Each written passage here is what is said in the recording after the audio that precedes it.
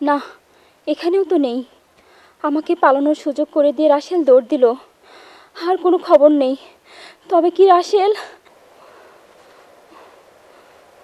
কি ব্যাপার মীরা, তুমি এখানে মিছিলে যাওনি? গিয়েছিলাম আপা, চলে এলাম রাসেলের খোঁজ নেওয়ার জন্য। কাল থেকে ওকে খুঁজে পাওয়া যাচ্ছে না। কি যে হলো, ধরা খায়নি তো? সেটাই ভাবছি, কি যে করি। মিছিলের আগে আগে থাকতো, অথচ আজ। থানায় খোঁজ নিয়েছিলে? 3টা থানা, হাসপাতাল আর ক্লিনিকগুলো তন্ন তন্ন করে খুঁজেছি, কোথাও কোনো হদিশ পাইনি। তাহলে নিশ্চয় সন্ত্রাসী বাহিনী ওকে গুম করেছে। বলো কি আপা, তাহলে কি মানিক ভাইয়ের মতো রাসেলকেও?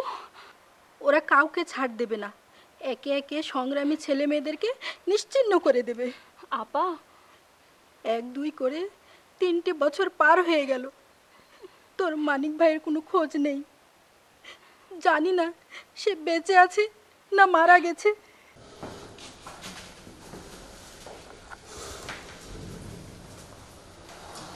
এই বল, জানে বাঁচতে চাইলে তাহলে এখনো বল, তোকে আন্দোলনে কে পাঠিয়েছে?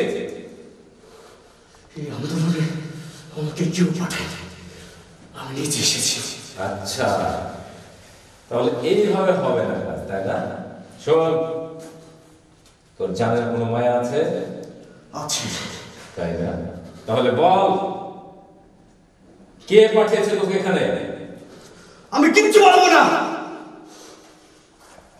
বলবি, বলবি, তুই তো বলবি।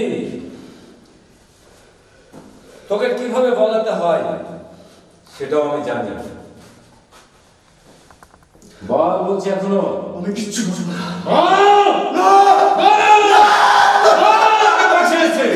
আমাকে কেউ পাঠায়নি, আমি আমার দেশকে ভালোবাসি। দেশকে ভালোবাসিস? আমি আমার দেশকে ভালোবাসি। নিজেকে ভালোবাসিস না? না, আমি নিজের চাইতে আমার দেশকে বেশি ভালোবাসি। তোর দেশকে ভালোবাসা ছোটাচ্ছে। তুই দেশকে ভালোবাসিস? হ্যাঁ হ্যাঁ, আমি আমার দেশকে ভালোবাসি। এর মতো জানোয়ারের জায়গায় এই মাটিতে